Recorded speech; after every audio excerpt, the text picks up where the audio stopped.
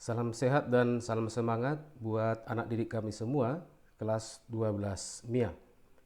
Saya tetap menghimbau kalian semua agar tetap fokus, tetap semangat untuk mengikuti semua pembelajaran daring yang kita lakukan.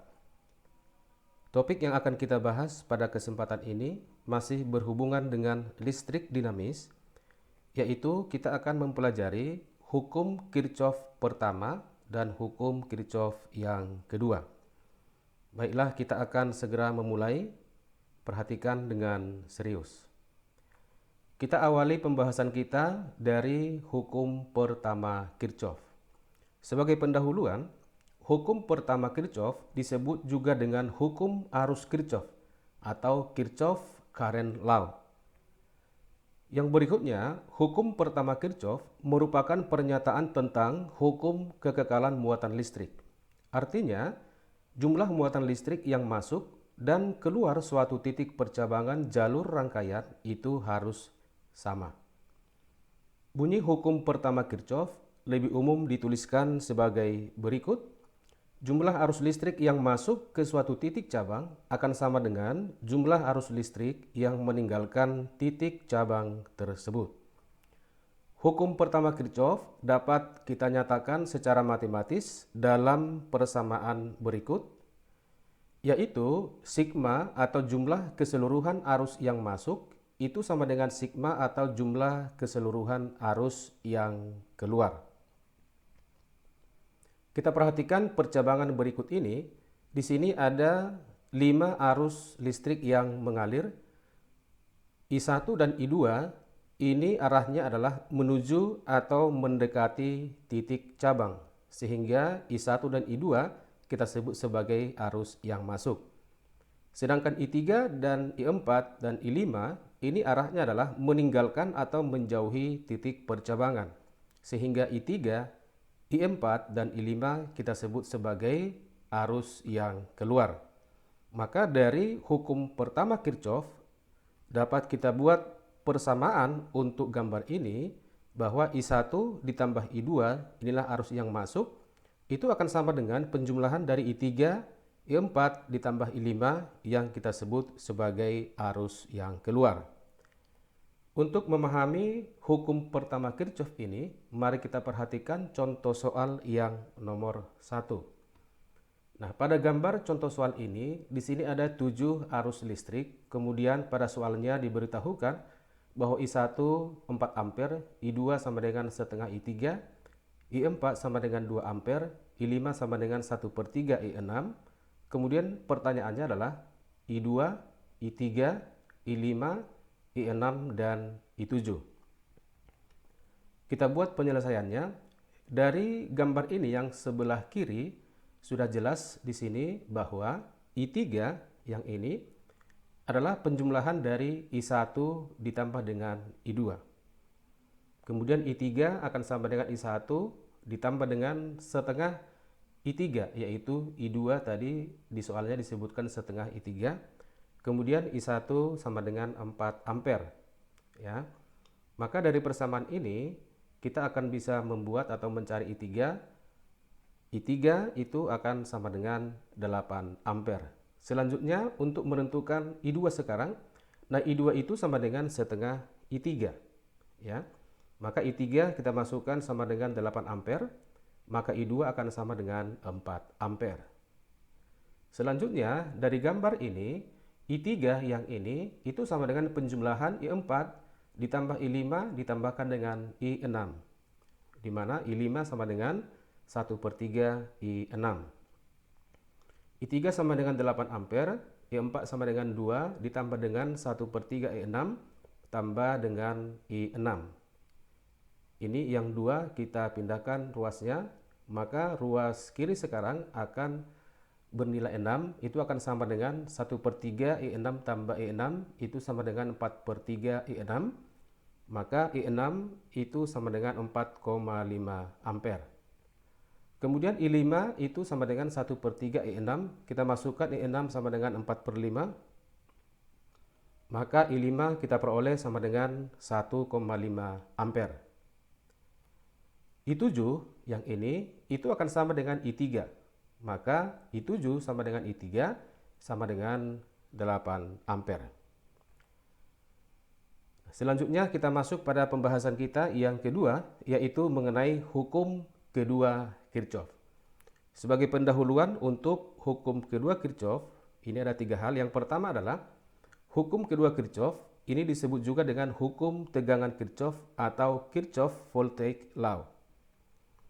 Yang kedua, hukum kedua Kirchhoff merupakan kekekalan energi pada rangkaian listrik tertutup. Artinya, ketika muatan yang mengalir dalam rangkaian sudah kembali ke titik awal, jumlah energinya harus sama dengan sebelum muatan tersebut bergerak. Yang terakhir, jumlah aljabar GGL dan jumlah penurunan tegangan atau I kali R itu harus sama dengan 0. Secara matematis, hukum kedua Kirchhoff dapat dirumuskan sebagai berikut.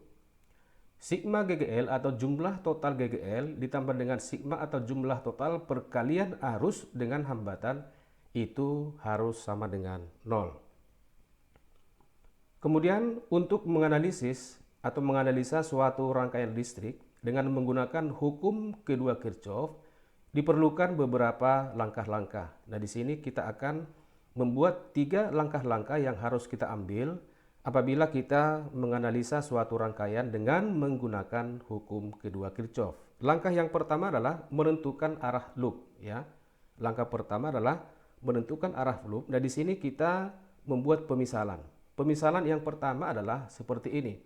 Ini arah putaran loopnya adalah kita buat searah putaran jarum jam. Kemudian pemisalan yang kedua bisa juga kita buat arah putaran loopnya adalah berlawanan putaran jarum jam. Langkah yang kedua adalah menentukan tanda perkalian I dikalikan dengan R. Kalau misalnya kita buat arah loopnya seperti ini, ya, searah putaran jarum jam, dan kita perhatikan arah putaran loopnya ini searah dengan arah arus listrik, maka tanda perkalian I dikali R itu harus sama dengan positif. Selanjutnya, apabila arah putaran loop yang kita buat seperti ini itu berlawanan dengan arah arus listrik, maka perkalian arus dengan hambatan itu harus bertanda negatif. Langkah yang ketiga adalah menentukan tanda GGL. Untuk menentukan tanda GGL, kalau misalnya kita membuat arah putaran loopnya seperti ini, berlawanan putaran jarum jam, maka kita akan menjumpai terlebih dahulu tanda positif daripada GGL. Sehingga tanda GGL harus kita buat bertanda positif. Dan sebaliknya, jika kita buat arah putaran loopnya adalah searah putaran jarum jam seperti ini, maka kita nanti akan terlebih dahulu menjumpai kutub negatif daripada GGL, sehingga tanda GGL itu harus kita buat bertanda negatif. Nah, untuk memahami hukum kedua Kirchhoff ini, mari kita perhatikan contoh soal yang berikut untuk satu loop. Perhatikan rangkaian listrik di bawah ini. Ini soalnya, ini satu loop, yaitu satu rangkaian listrik yang tertutup. Jadi istilah loop itu adalah menyatakan rangkaian arus listrik yang tertutup. Di soal ini dihubungkan dengan 2 buah baterai berikut dengan hambatan dalamnya yaitu GGL1 ya, GGL2. Kemudian dihubungkan dengan hambatan luar R1 dan R2. Pertanyaannya adalah tentukanlah arus listrik rangkaian, ya. Berapa besar arus yang mengalir pada rangkaian ini? Kita buat penyelesaiannya seperti yang sudah disebutkan tadi, kita harus memisalkan arah putaran loopnya, ya, arah putaran loopnya. Nah, sekarang kita misalkan saja arah putaran loopnya itu adalah searah putaran jarum jam. Seperti ini. Maka arah putaran loop ini adalah pemisalan yang kita buat, ya. Dalam hal ini arah putarannya adalah searah putaran jarum jam.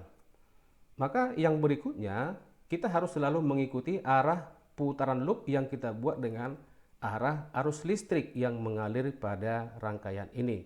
Sehingga apabila kita misalkan pada rangkaian ini arus listrik yang mengalir itu adalah sebesar I, maka putarannya harus mengikuti arah putaran loop yang kita buat. Kita perhatikan ya. Nah, di sini arah putaran arusnya adalah mengikuti arah putaran loop yang kita buat. Selanjutnya kita akan menuliskan persamaan dari hukum kedua Kirchhoff, sigma I ditambah sigma I dikali R sama dengan 0. Nah, di sini ada 4 titik. Titik A, titik B, titik C, dan titik D. Kita bisa memulai dari titik A, ya, bisa memulai dari titik B, dan titik yang selanjutnya juga bisa. Tetapi dalam hal ini kita buat pemisalan atau kita sepakati bahwa kita memiliki titik awalnya adalah dari titik A, kemudian ke titik B, kemudian ke titik C, kemudian ke titik D, dan kembali ke titik A. Ini artinya satu putaran, ya, satu putaran. Sehingga dari persamaan hukum kedua Kirchhoff ini sekarang, ya, kita perhatikan, kita mulai dari titik A, kita bergerak ke kanan, kita terlebih dahulu sekarang menjumpai tanda negatif daripada GGL1, berarti negatif GGL1. Ditambah dengan arus I dikalikan dengan hambatan dalam daripada GGL1, yaitu I dikali R1. Selanjutnya kita turun pada lintasan BC, ya. Di sini ada hambatan luar R1, berarti ditambah dengan I dikalikan dengan R1. Kemudian kita masuk ke lintasan CD, ya, bergerak ke kiri sekarang. Nah, kita terlebih dahulu sekarang menjumpai kutub positif daripada GGL kedua, maka ditambah GGL kedua, ya, ditambahkan dengan I dikalikan dengan hambatan dalamnya, ya. Kemudian lintasan terakhir adalah lintasan DA. Di sini ada hambatan luar R2, maka ditambah dengan I dikalikan dengan R2. Berarti selesai untuk satu putaran, maka ruas kanan kita buat sama dengan 0.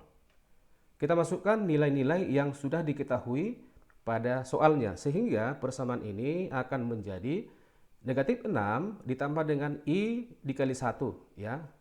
R1 nya adalah 1, GGL1 adalah 6, ya. Ditambah dengan R1 adalah 8, kemudian GGL kedua adalah 12, hambatan luar GGL kedua R2 sama dengan 1, hambatan luar R2 itu sama dengan 10 sama dengan 0. Maka dari persamaan ini jumlah arus I nya adalah 1 ditambah 8 ditambah 1 ditambah 10 itu akan berjumlah sama dengan 20, ya. Sedangkan GGL-nya negatif 6 ditambah dengan 12 itu sama dengan 6. Sehingga persamaan ini akan berubah menjadi 6 akan sama dengan negatif 20I. Maka arus yang mengalir pada rangkaian ini, ya, yang besarnya sama dengan I, itu akan sama dengan negatif 6/20 sama dengan negatif 0,3 ampere. Nah, sekarang perhatikan ya, perhatikan di sini tanda untuk arusnya adalah bertanda negatif. Apa artinya? Ya, tanda negatif pada nilai arus itu hanya menunjukkan bahwa pemisalan arah loop terbalik, seharusnya berlawanan putaran jarum jam. Jadi tanda negatif pada arus ini itu hanya menyatakan bahwa pemisalan arah loop yang kita buat adalah terbalik dari yang seharusnya. Kemudian kita perhatikan contoh soal yang ketiga. Ini kita buat untuk dua loop atau dua rangkaian listrik yang tertutup. Perhatikan rangkaian listrik di bawah ini. Ini soalnya. Kita perhatikan di sini ada dua rangkaian listrik yang tertutup, ya. Yang bagian atas yang ini, kemudian bagian bawah yang ini. Berarti di sini ada dua loop, ya, ada dua loop. Kemudian untuk keterangan soalnya, jika GGL1 yang ini sama dengan 16, GGL kedua 8 volt, GGL ketiga 10 volt, R1 12, R2 dan R3 sama dengan 6. Tentukanlah arus yang melewati cabang ED, cabang FC, dan cabang BA. Kemudian dalam soal ini disebutkan hambatan dalam baterai yang biasanya disimbolkan dengan huruf R kecil itu diabaikan, ya, diabaikan. Kemudian kita buat penyelesaian untuk soal ini. Nah, langkah pertama kita juga tadi sudah menyebutkan bahwa kita harus memisalkan arah putaran loop untuk masing-masing rangkaian listrik tertutup pada soal ini. Di sini ada dua loop ya. Kita misalkan arah putaran loop bagian atas dengan yang di bawah itu searah putaran jarum jam. Sehingga gambarnya akan menjadi seperti ini ya. Maka untuk bagian atas yang ini kita sebutlah ini sekarang sebagai loop 1. Yang ini adalah menjadi loop yang kedua. Kemudian untuk loop 1 pada cabang ini kita misalkan arus yang mengalir di sini adalah I. Yang ini sama dengan ini ya. Kemudian arus I yang masuk ke sini kemudian turun sampai pada titik F, ini akan terbagi, kita misalkan arus I1 pada cabang FC. Kemudian I2 itu arus yang mengalir dari titik F ke E, ke D sampai ke titik C. Maka dari hukum pertama Kirchhoff bahwa arus yang masuk itu sama dengan arus yang keluar. Sekarang kita perhatikan I yang di sini ketika sampai di titik F itu akan dibagi, akan dikeluarkan menjadi I1 ditambah dengan I2. Sehingga persamaannya kita buat I akan sama dengan I1 ditambahkan dengan I2. Baik, kita fokus sekarang untuk memperhatikan loop yang pertama yang di atas ini ya.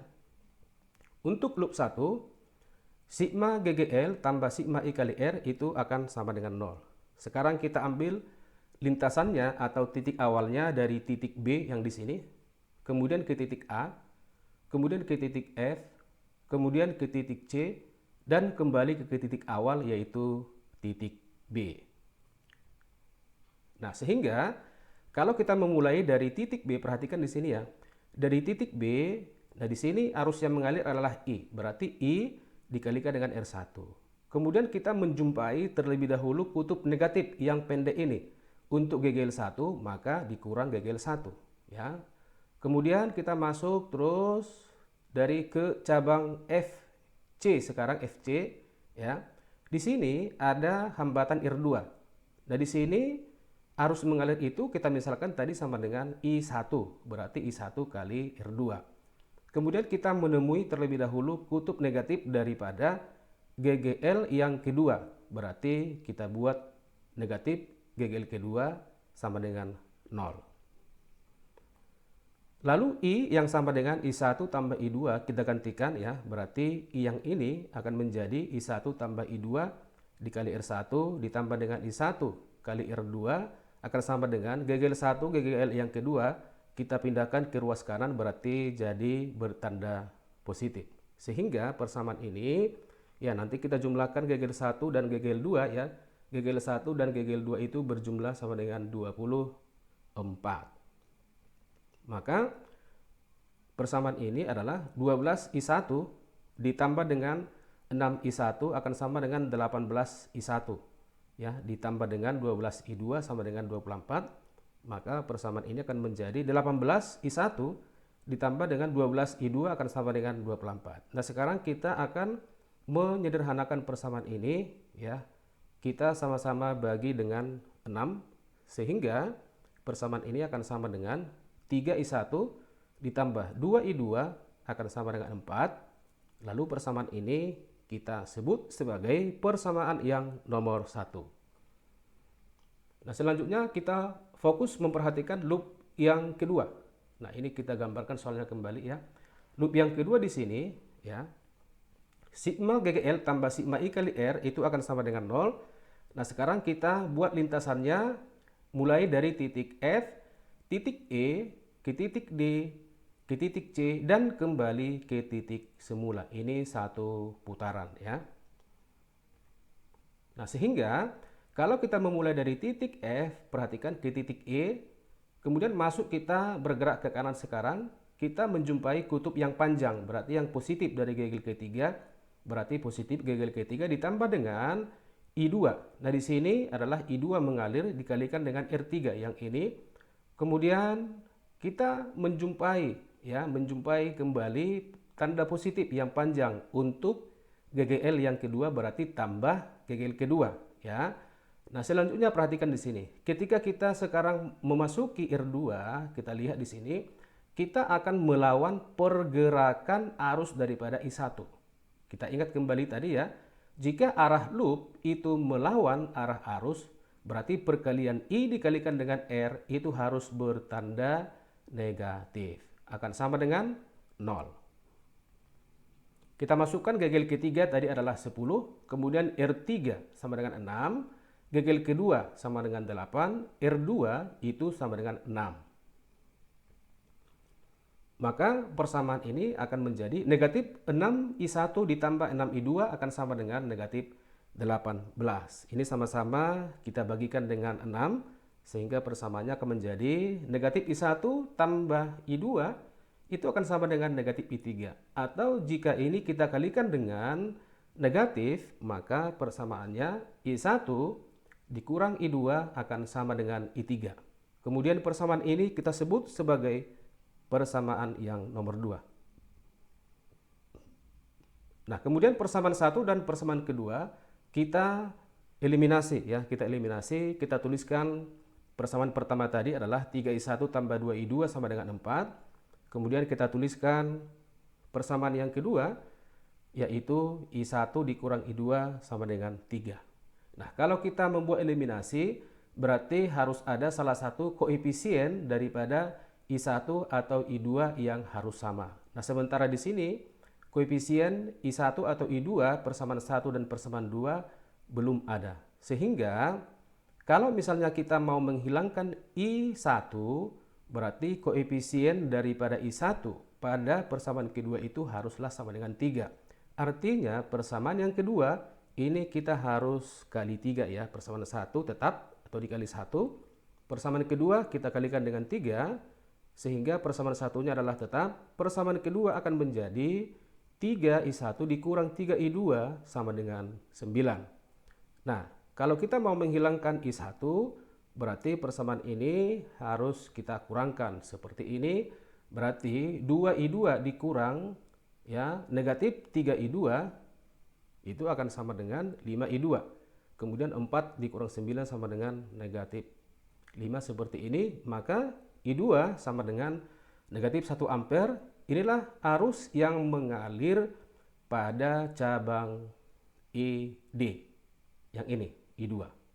Selanjutnya kita masuk pada pertanyaan bagian B, yaitu arus pada cabang FC. Kita perhatikan gambar soalnya. Untuk cabang FC, nah di sini arus yang mengalir adalah I1. Berarti kita buat di sini sama dengan I1. Nah, untuk menentukan I1 ya, kita sudah memperoleh I2, berarti kita perhatikan sekarang persamaan yang nomor 2 yang ini ya, I1 dikurang I2 sama dengan 3. Kita masukkan I2 sama dengan negatif 1 ke persamaan ini, maka kita peroleh I2 sama dengan 2 ampere. Yang terakhir, untuk bagian C, menentukan arus pada cabang BA. Perhatikan gambar soalnya. Untuk cabang BA, arus yang mengalir di sini kita misalkan tadi sebesar I. Maka I sama dengan I1 tambah I2. I1-nya kita masukkan sama dengan 2, kemudian I2-nya kita masukkan tadi sama dengan negatif 1 ampere, sehingga arus yang mengalir pada cabang BA atau yang besarnya sama dengan I itu nilainya sama dengan 1 ampere. Demikianlah pembelajaran kita kali ini. Semoga apa yang kita bahas dapat bermanfaat. Selamat belajar dan semoga sukses.